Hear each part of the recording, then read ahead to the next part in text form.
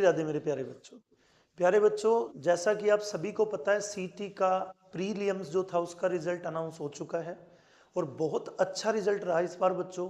काफ़ी बच्चे, मैं अगर अपने इंस्टीट्यूशन की बात करूं या अपने जो भी नोन हैं, अगर मैं उनकी बात करूं तो बच्चों सभी का रिजल्ट बहुत अच्छा रहा है, यानी कि रिजल्ट पॉजिटिव रहा है। तो मेरे बच्चों अब बारी है मेंस की, और मेंस के लिए बहुत सारे बच्चों के मन में एक तो डर है कि चलो प्री तो जैसे तैसे करके निकल गया, ठीक है, अब मेंस में मैं क्या करूं। तो बच्चों मेंस के लिए एक स्ट्रेटेजी बनाकर अगर आप तैयारी करेंगे अभी से, तो बहुत बड़ा पहाड़ तो नहीं है ये भी, इसको भी आप जरूर तोड़ लेंगे। और बच्चों एक अच्छी नौकरी मिलने का अवसर आप ना खोएं, आप अभी से लग जाएं इस तैयारी में। क्योंकि देखिए कंपटीशन कहते हैं ना, कंपटीशन बहुत हाई होगा। कंपटीशन इंसान का खुद से होता है। अगर आप अभी से तैयारी में जुट जाएंगे तो आपका कंपटीशन किसी से नहीं है। आप समझ लीजिए कि आप सबसे आगे पहले से ही दौड़ना शुरू कर चुके हैं, आपको कोई हराने वाला नहीं है। तो मेरे बच्चों मैंने दोबारा से अपने YouTube चैनल पे इंग्लिश की वोकेबलरी और इंग्लिश के जो भी common error fill in the blanks होते हैं, जैसा कि पहले भी एचटेट के टाइम पे करीब 40-45 क्लास मैंने कराई थी, और उनमें से बहुत सारे बच्चों ने जैसा कि फीडबैक दिया कि सर एचटेट में हमें बहुत हेल्प मिली, इससे सीईटी में हमें बहुत हेल्प मिली और एसएससी में हेल्प मिली, मतलब एक्सेट्रा एग्जाम्स में बहुत हेल्प मिली। तो बच्चों कोई भी टीचर यही चाहता है कि उसके पढ़ाए हुए में से उसके बच्चों को बहुत सारे क्वेश्चंस एग्जाम में देखने को मिले, ताकि उसका रिजल्ट पॉजिटिव रहे और उसके ज़्यादा से ज़्यादा बच्चों सक्सेस हो, सफल रहें। तो मेरे बच्चों मैं दोबारा से जो कोशिश कर रहा हूँ, दोबारा से जो आपके लिए क्लासेस लेकर आ रहा हूँ, उसका मकसद है आपका सीईटी मेंस हो या आपका एसएससी सीएचएसएल हो या एग्जाम कोई भी वनडे एग्जाम हो, उसमें आप इंग्लिश और जीएस या जीके जो भी आप बोलते हो, उसकी वजह से कहीं भी खुद को वीक फील ना करें। तो मेरे बच्चों मेरी क्लासेस जो रहेंगी वो बिल्कुल एक कह सकते हो सिंपल वे में होंगी। जैसा कि इंग्लिश पहले भी आपने पढ़ी है तो आपने देखा था मेरा पढ़ाने का जो तरीका होता है, मेरी पूरी कोशिश होती है बच्चे को मैं बिल्कुल जीरो मानकर चीज़ों को पढ़ाऊं। तो मेरे बच्चों दोबारा से हम शुरू कर रहे हैं और कोशिश रहेगी कि इस बार भी आपको वो ऑथेंटिक सा मटेरियल मैं पढ़ाऊं, वो सारी चीज़ें मैं आपको पढ़ाऊं जिससे कि आपका एक एग्ज़ाम बहुत अच्छा जाए, जिससे कि आपके अंदर पॉजिटिविटी आए, आपका जो कॉन्फिडेंस है जो वो डाउन चला जाता है वो बहुत ही ज़्यादा ऊपर आए, यानी अप हो जाए। तो चलिए करते हैं शुरुआत। आज की जो शुरुआत करने जा रहे हैं बच्चों हम बहुत बेसिक वोकेबलरी से, जिसके अंदर मैंने केवल 15 वोकेबलरीज ली हैं। और बच्चों कभी वोकेबलरी तो कभी आपके कॉमन एरर, कभी फिल इन द ब्लैंक्स, इसी तरह प्रैक्टिस आपकी चलती रहेगी चैनल पर।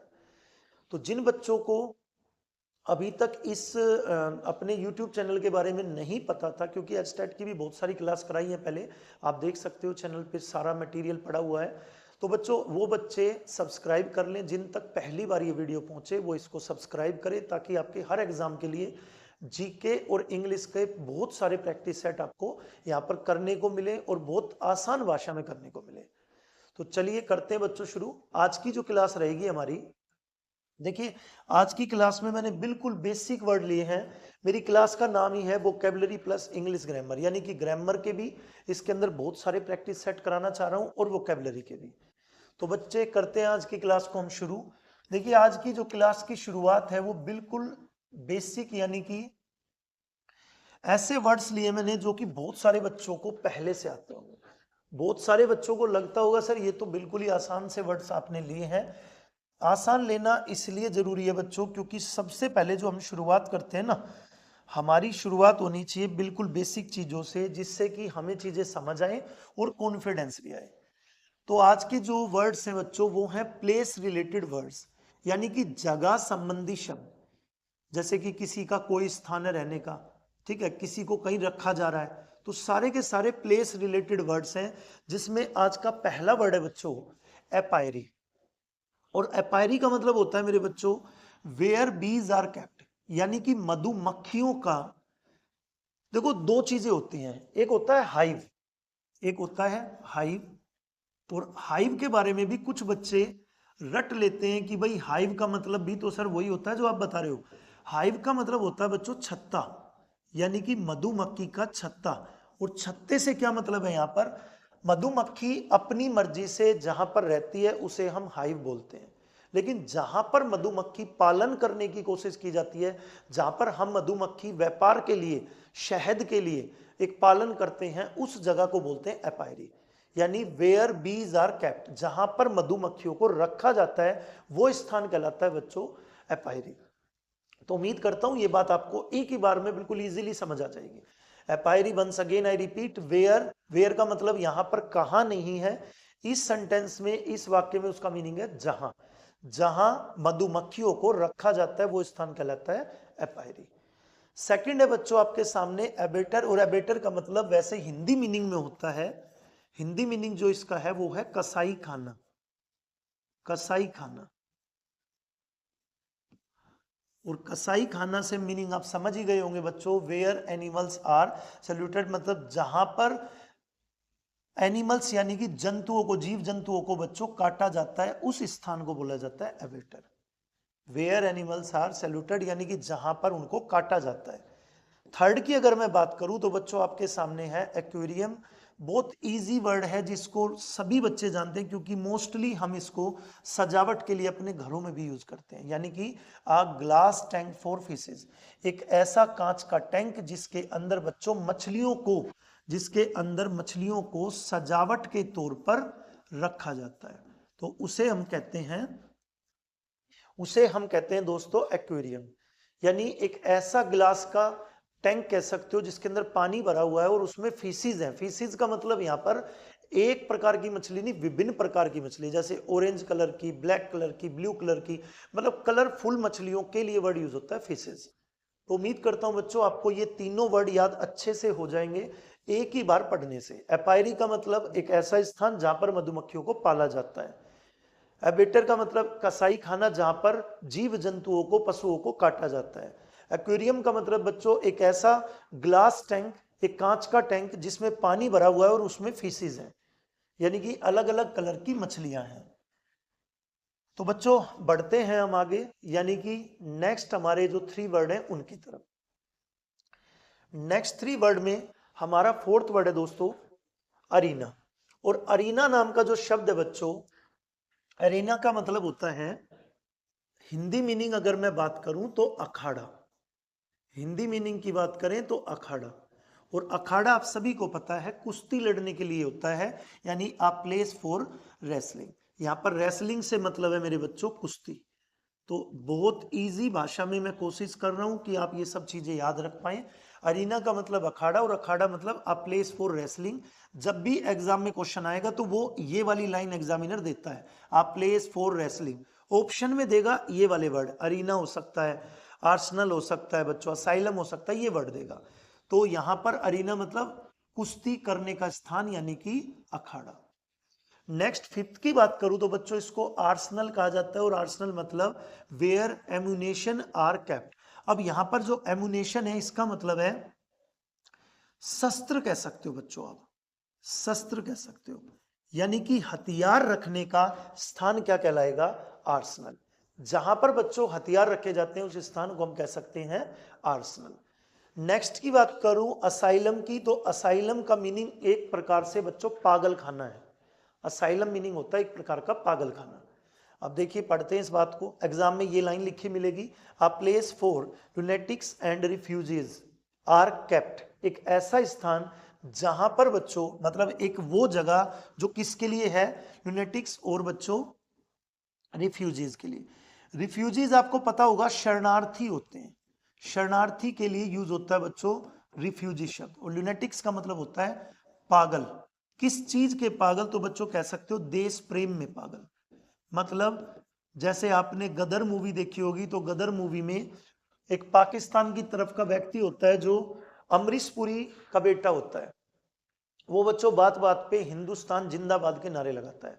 मतलब अपने देश प्रेम के लिए जो पागल हो गया, मतलब प्रेम बहुत ज्यादा होना देश को लेकर, यानी कि देश को लेकर हद से ज्यादा चाहत, जुनून उस चीज का, तो उस व्यक्ति को कह सकते हो आप लुनेटिक्स। मतलब वो वैसे पागल नहीं है, वो देश के प्रेम में पागल है। तो असाइलम का मतलब एक ऐसी जगह जहां पर रिफ्यूजी को भी रखा जाता है और बच्चों इस तरह के पागलों को भी रखा जाता है।